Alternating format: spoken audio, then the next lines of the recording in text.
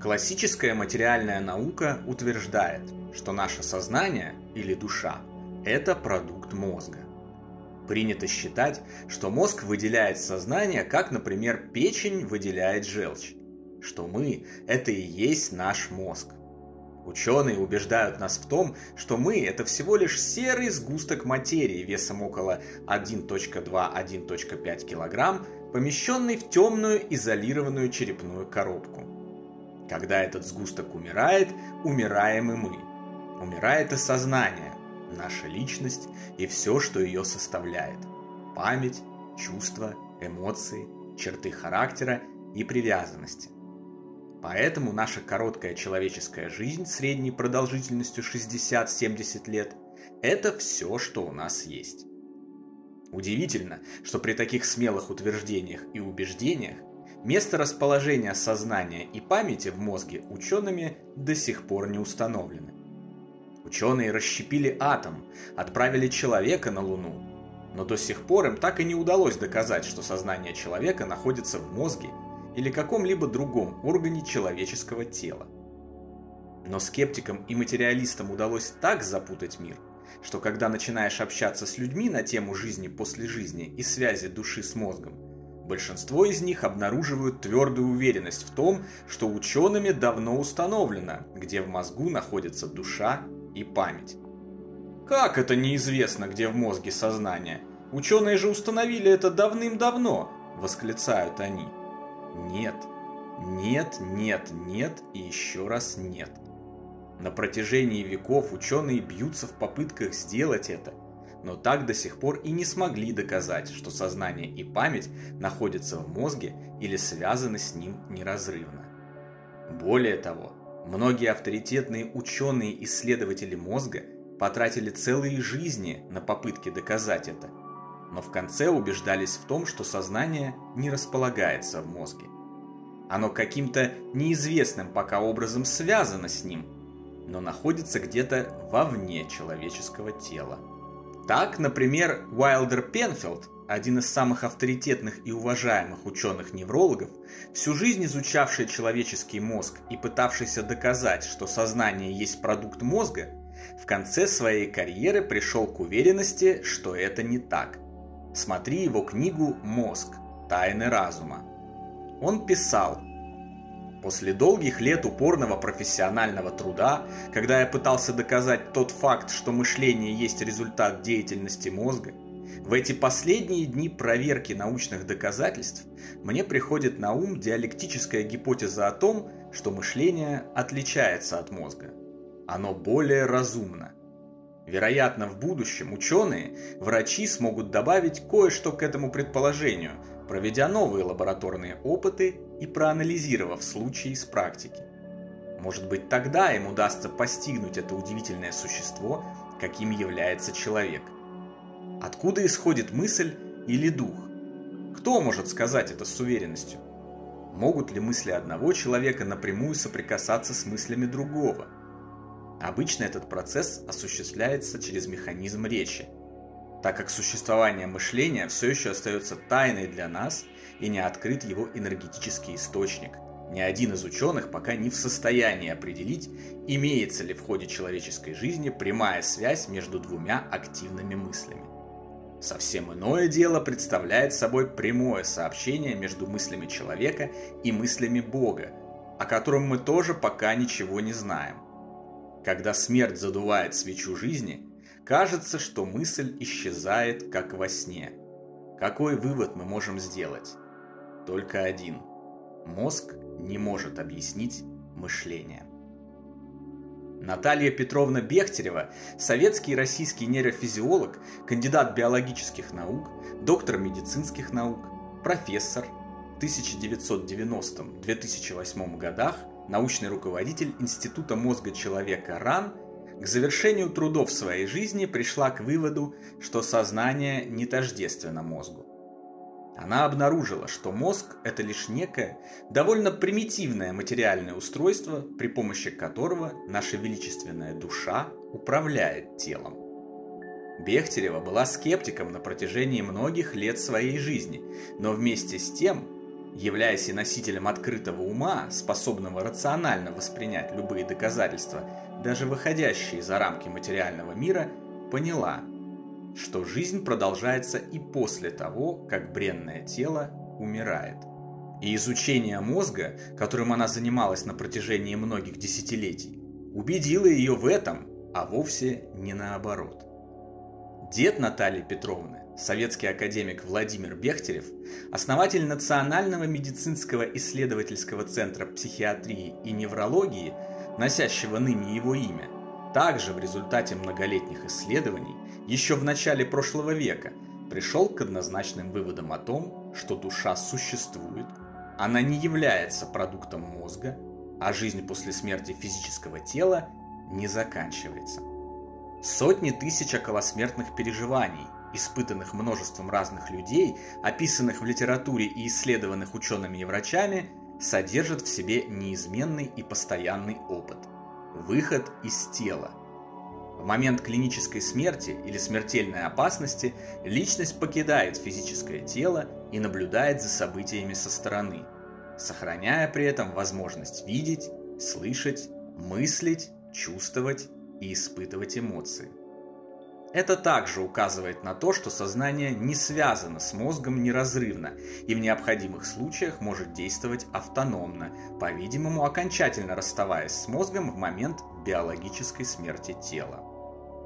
Внетелесные опыты, йогические медитации с путешествиями в так называемый астрал, осознанные сновидения, телепатия, ясновидение, яснослышание и другие психические и малоизученные пока феномены также опровергают классическую научную модель неразрывной связи мозга и сознания.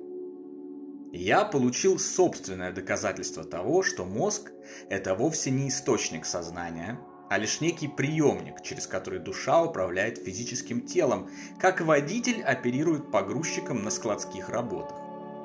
В 2013 году я заболел неизвестным заболеванием мозга.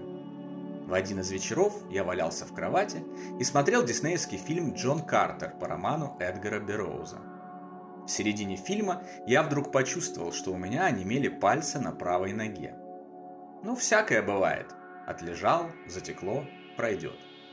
Через несколько секунд я почувствовал, что онемение стало распространяться выше. Сначала до колена, затем до груди, а потом и до макушки. Правая нога стала ватной, рука отнялась, а язык перестал слушаться. На лицо были все признаки инсульта. И это в 30 с небольшим лет. Странно, но делать нечего, надо спасаться.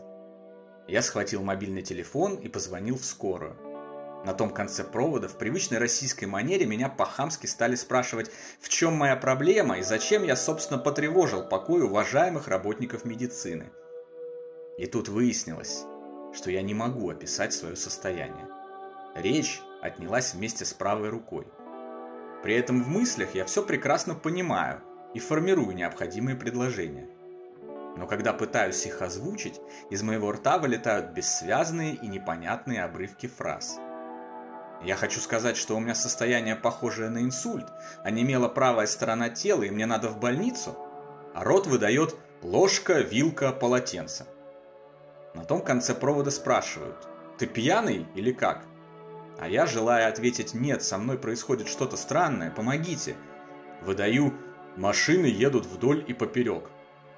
«Закусывать надо!»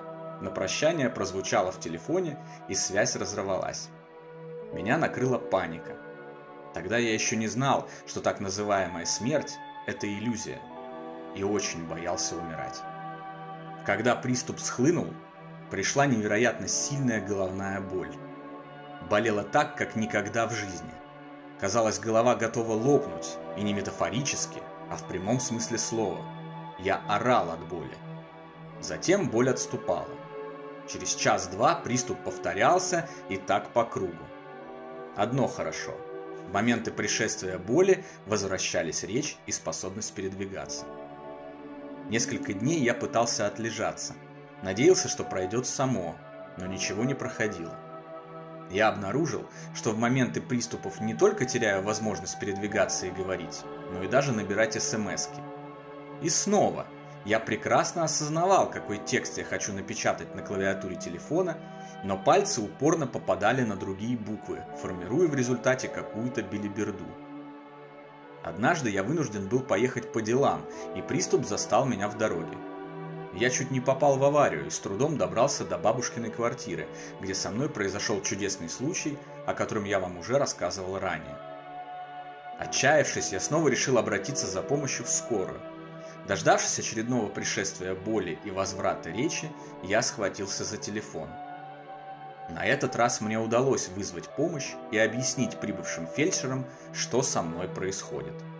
Меня положили в больницу, и следующие 3 месяца врачи пытались определить, что не так со мной и с моим мозгом. Сделать этого они так и не смогли, но за время болезни я испытал десятки таких приступов, прошел через десятки анализов и тестов. 3 раза мне делали спинномозговую пункцию, залезая огромной иглой между позвонков и откачивая оттуда жидкость. Выяснить, что это было за заболевание, и обнаружить его причины врачи оказались неспособны. Не понимая, что происходит, они проводили, как говорят сами медицинские работники, лечение отчаяния. Заливали меня антибиотиками широкого спектра и кортикостероидами. Но это не помогало. Я продолжал испытывать приступы и оставаться в больнице, меняя одно лечебное заведение на другое. Затем произошло еще одно чудо моей жизни. Мое тело, видимо устав от бесконечных медицинских процедур, начало исцеляться само. Приступы сначала стали терять свою интенсивность, а затем исчезли полностью.